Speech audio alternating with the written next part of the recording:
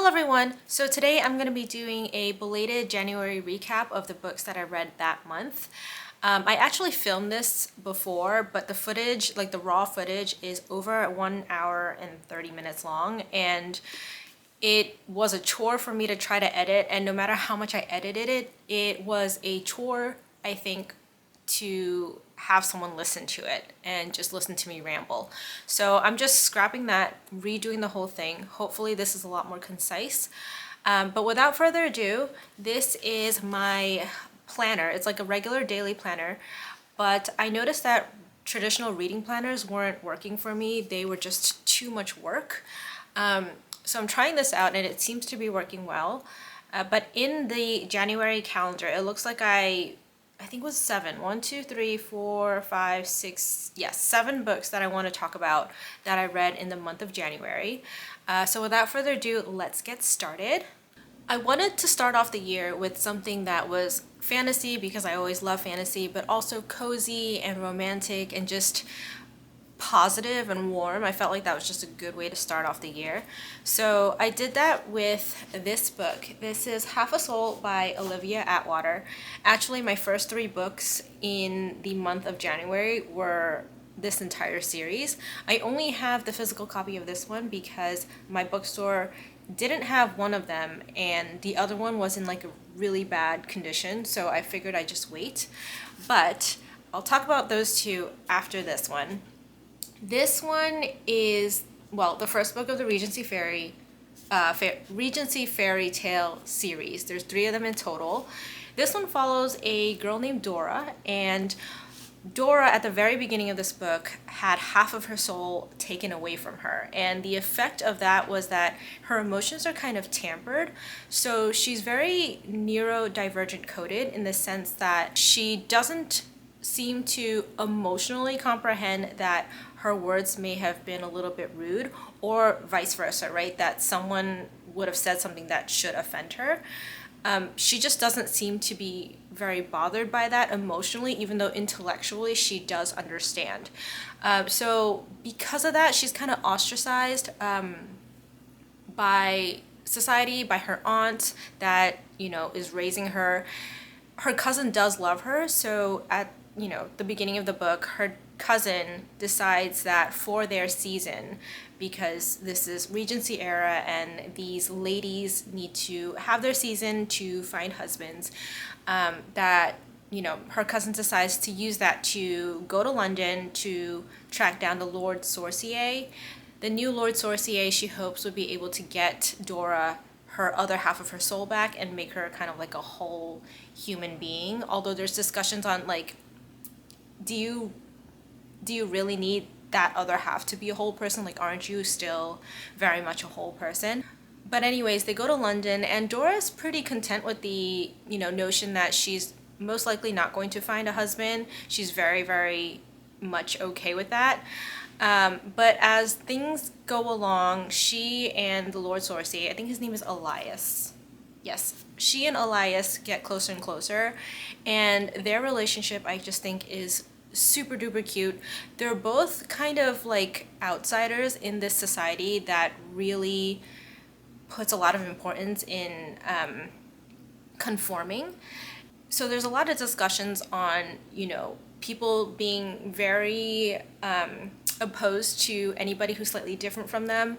There's also discussions on orphans and how society tends to neglect them. So they kind of just get forgotten, but they do really, really suffer. And, there's a whole thing about stealing kids in this. So there are some darker topics in this book for sure. But overall, you just get this feeling of cozy fairy tale. The lead romance is very, very sweet, and I think it makes sense for these 2 to slowly fall in love, and you just watch their story, and I don't know, I devoured this, I think, in like a day or 2. Just a very beautiful, beautiful story. The second book that I read for January is also the second book in the series, and that is 10,000 Stitches. This book focuses on a character that doesn't appear in the first book. Her name is Euphemia, or she goes by Effie. She is a maid in this household, and the lord and lady of this household do not treat her well, or any of the servants well.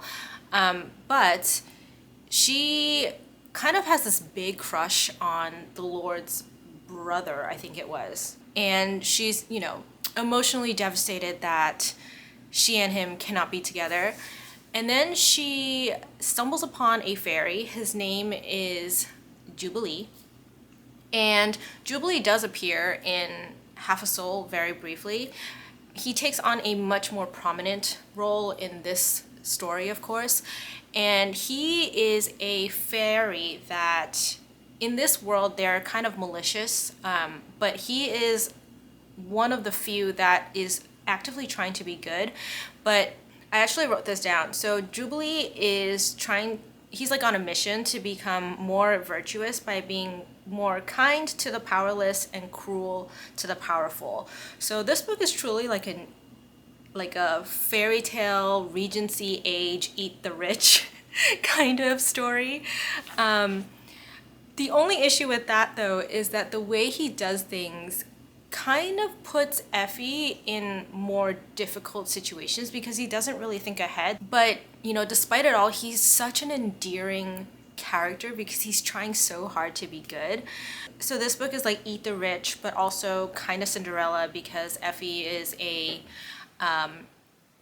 maid, but like unlike actual Cinderella, she doesn't start off as any noblewoman. She starts off truly as a maid, and she is a maid throughout the book. One thing to note about this book is that I feel like a lot of people don't like it as much as Half a Soul, and while I do agree with that, I think that a lot of people really don't like it at first because Effie is not a likable character in the beginning. So unlike Half a Soul, where Dora is very endearing, very lovable from the beginning to the end, in that case she doesn't have that much character development. Effie starts off very unlikable, and as she grows and as she develops, I find at least that you end up really liking her. But overall, I genuinely loved this story, especially by the end of it, and I thought it was a very beautiful story, so I recommend it still, even though Half a Soul was a little bit better than this one, in my opinion.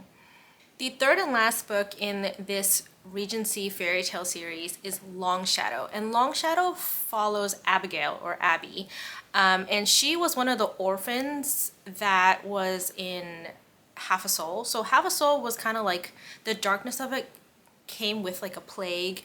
The darkness of 10,000 Stitches was it was more about character development, I feel like. And then Longshadow, the darkness for Longshadow is mysterious deaths. So in this book, Abby has now been adopted, spoiler, by the Lord Torsier. So she's kind of like a noblewoman now, but this entire family is kind of like, you're noble, but you're also kind of an outsider, so people kind of don't treat her equally. Anyways, it is currently another season in London, and these eligible ladies, I guess, they are just dropping dead. And so she decides to go on essentially, like, she goes on her own to kind of try to solve this mystery, this murder mystery. And while she's doing this, she bumps into this, like, I think they called her a street rat. But essentially she's like a nobody who seems to have been self-taught some magic, and her name is Mercy, and they reluctantly start to work together to try to solve this mystery. There's a lot of discussions on death, and whether or not death is something to be deemed virtuous or not. You still have those, noble class clashes with people who they think are inferior to them. I mean, one of these victims is so insufferable that you almost don't want to feel sorry for her, but at the same time it's like, she died, so you can't, like, it's like a complicated feeling. I don't know.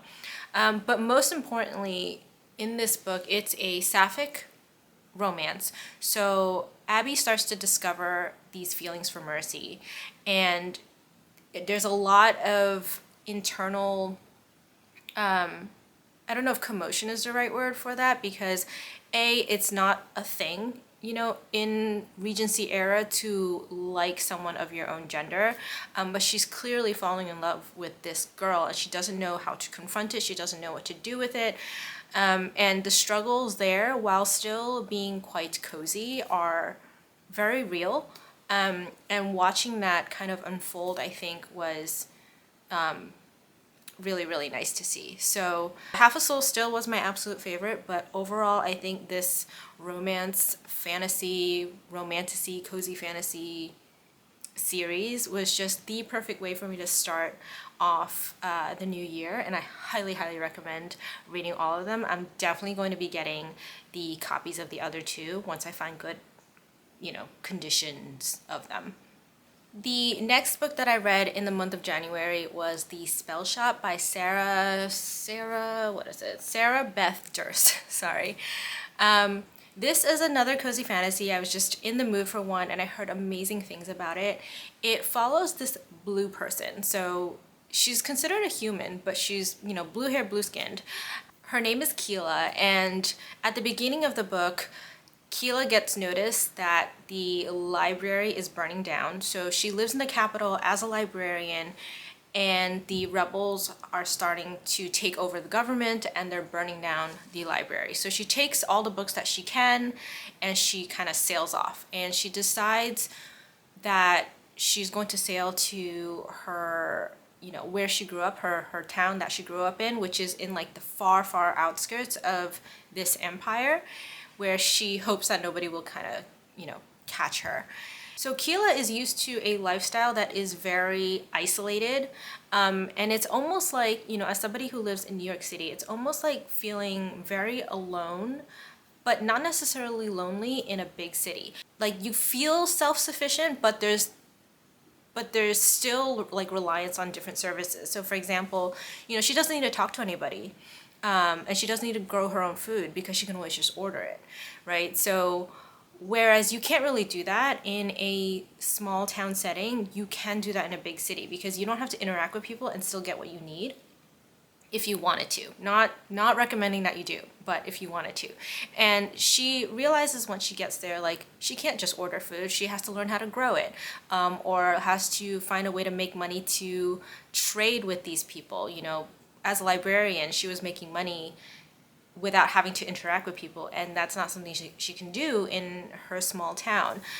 So there's like a found community aspect of it. There's also a lot of discussion on seeking asylum, because even though this hometown of hers she grew up in, she is now essentially an outsider, and some people see her as such. So there's commentary on refugees as well. I will say that the first like 60% of this book is a little bit too cozy for me. There's just nothing happening other than her trying to, you know, figure out growing raspberries and stuff, while at the same time trying to find ways to be useful to this community, because she's noticed that these people are struggling, right? Like crops aren't growing, the animals there aren't reproducing, etc., etc. And it's kind of like a magical, is it allegory that I don't know if that's the right word that I'm thinking of, but it's like, it's the magical version of climate change. And there's also like these magical storms, right? Again, it's like very climate change coded. None of that happens until after the 60% mark though, when things really start picking up and there's like some level of stakes and there's some just things happening. But overall, I still think it was a beautiful, you know, book. I think it was very, very well written. The romance was okay. Like, it wasn't like that super intense hot romance. That's not what this is. It's a very light, simmery, like, we are compatible, I like who you are, you're a very good person, and so I'm starting to feel something for you kind of love. But it was still very, very cute. I definitely am still interested in the second book of this series. I just think that you know, I'm glad that I borrowed it from the library and I didn't like purchase it because I don't think I need to own it. The next book that I read was Four Ruined Realms by Corland. This is the sequel to Five Broken Blades that was released last year. I love the editions of these books, by the way. Like, love or hate Red Tower, they do a good job with their presentation, for a lack of a better word.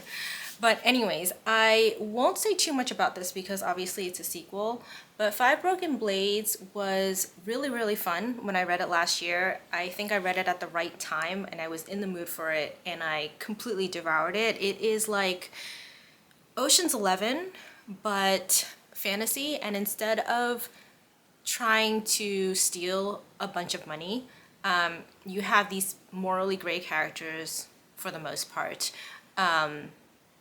trying to go after a evil immortal king. So the sequel kind of starts right after the events of the end of Five Broken Blades, which ends on a pretty big, it's a cliffhanger, but I felt like it ended at the right point for like a part two almost.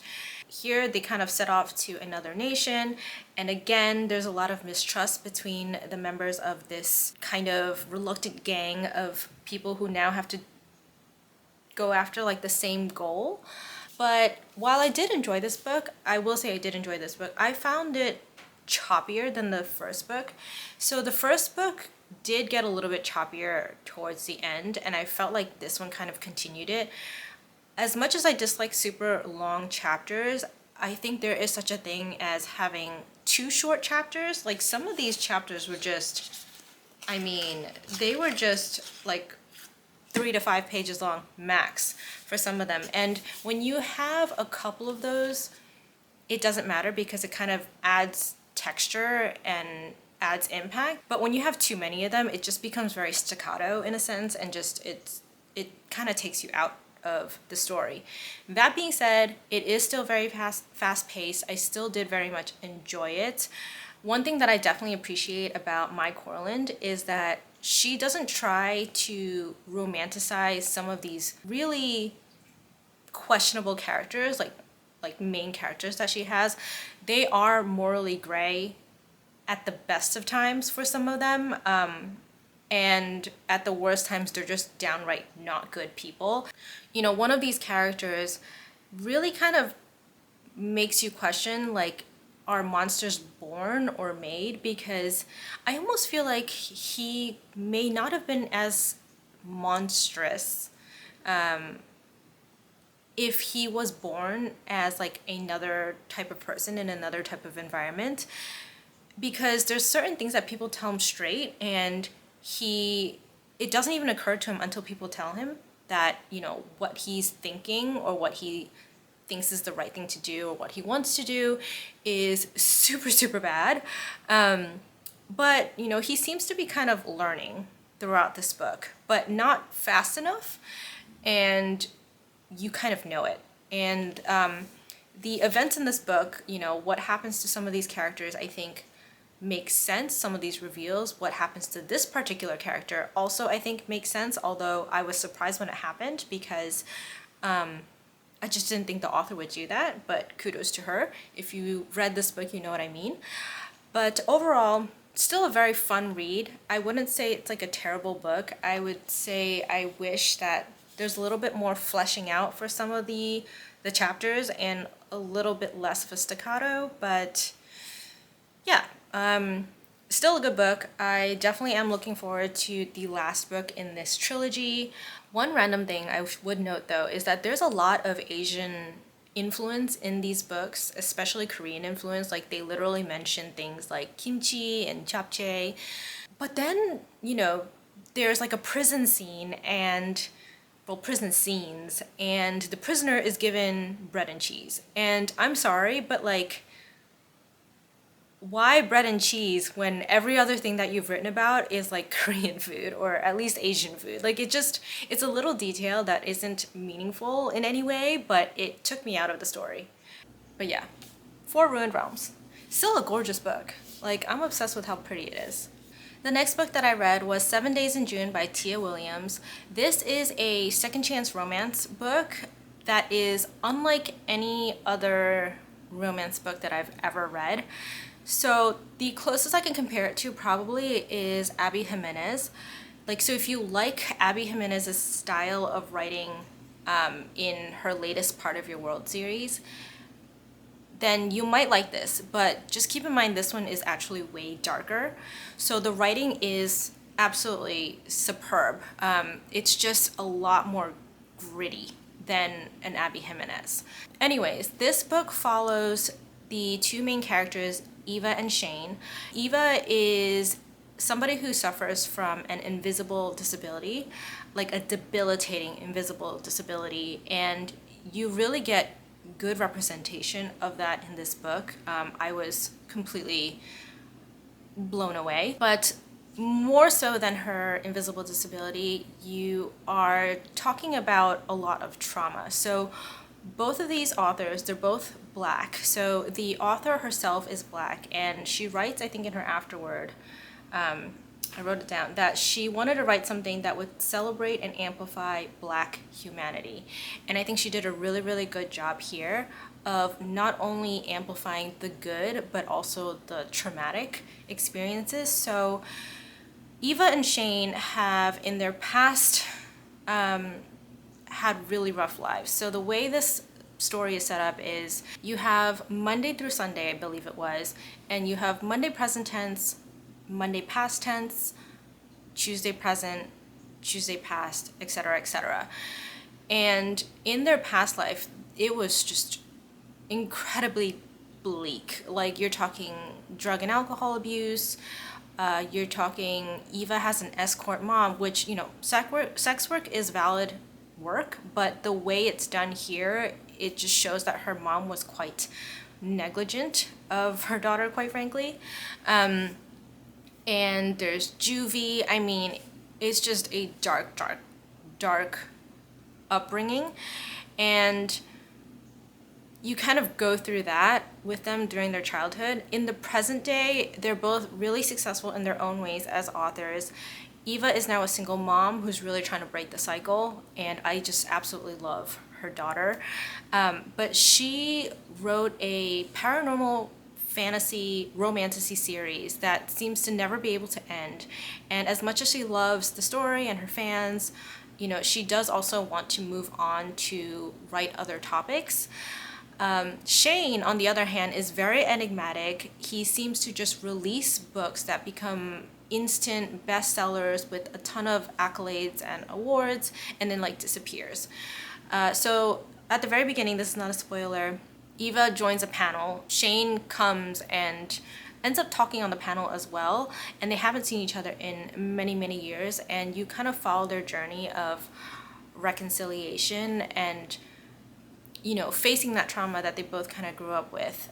There's a lot of talk about endangered youth because Shane himself was one, right? He literally was thrown into juvie.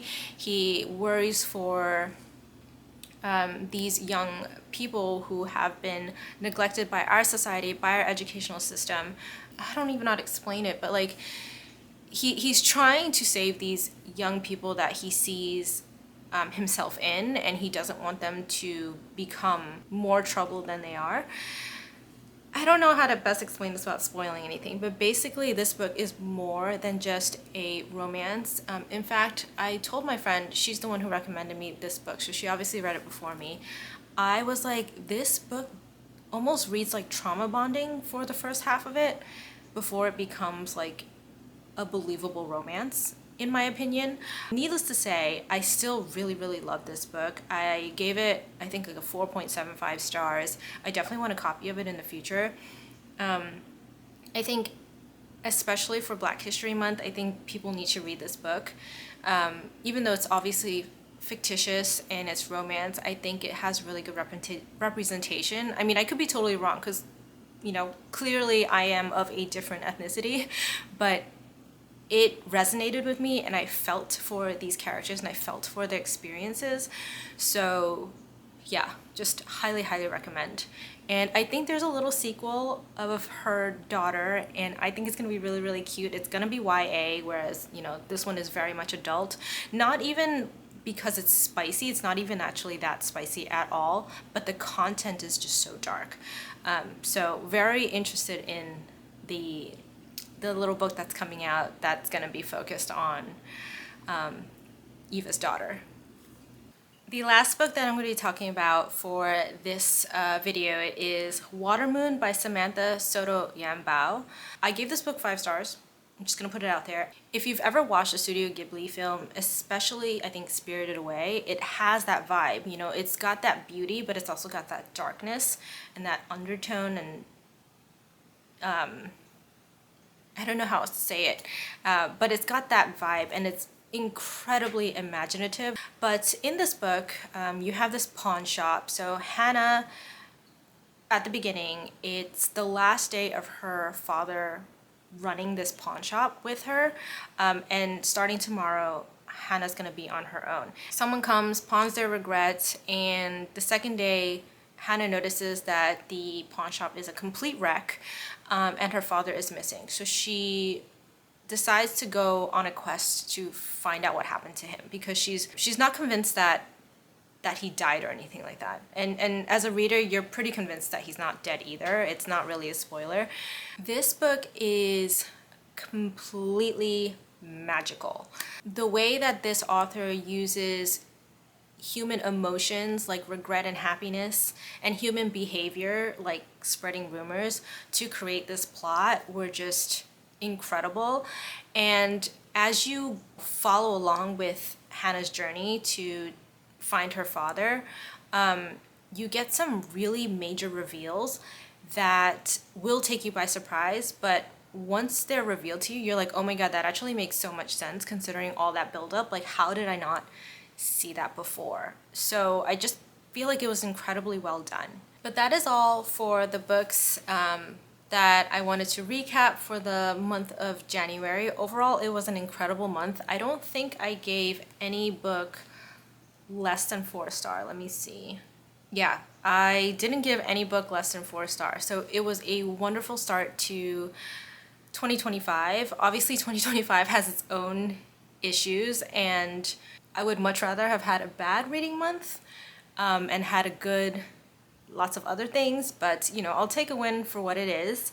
If you've read any of these books, please let me know down below if you liked them or disliked them, if you found any books that you now want to read. Otherwise, you know, maybe leave a scissor emoji if you have nothing to say, so that I know you were here. Scissor for half a soul. And yeah, I think that's all I have. I will see you guys very, very soon. Bye.